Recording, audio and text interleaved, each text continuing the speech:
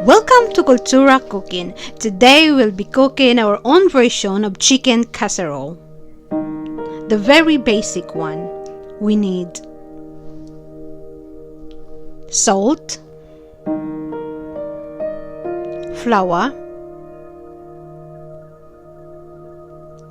black pepper, leeks or spring onion. You can use spring onion, rosemary, onion, potato, some chunky celery and carrots, chicken,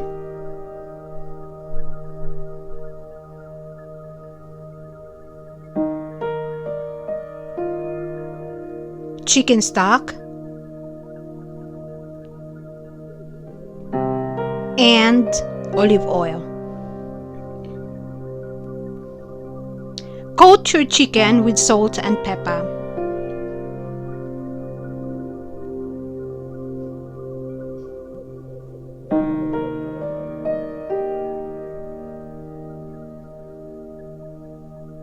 In a preheated pan,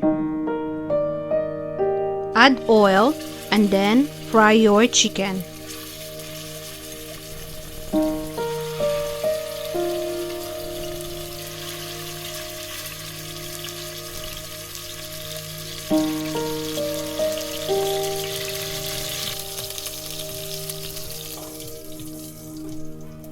Place it into an oven-proof dish and then saute your onion.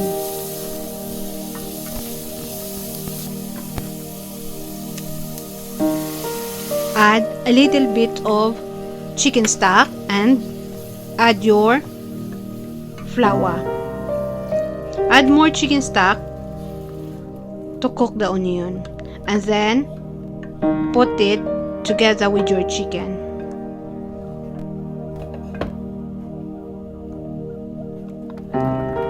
Add your celery, carrots,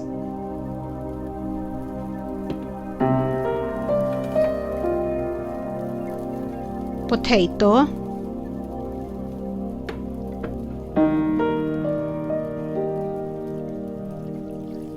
add more chicken stock,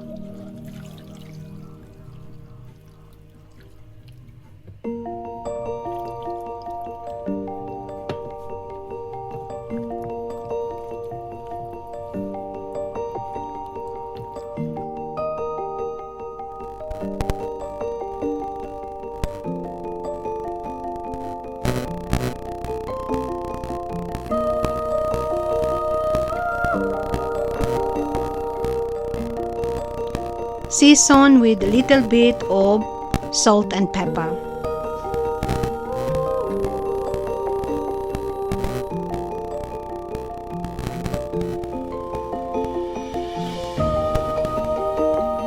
Add your spring onion.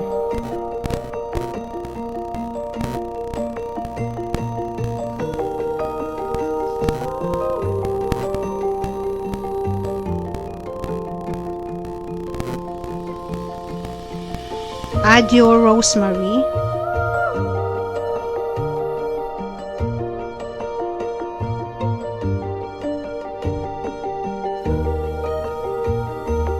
Cover and cook into oven for 1 hour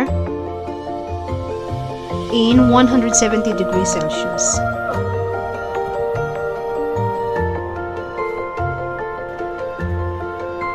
After an hour, check your vegetable if it's well cooked. Then you can dish out and you can serve with rice, mashed potato, and more vegetables. Thank you for watching.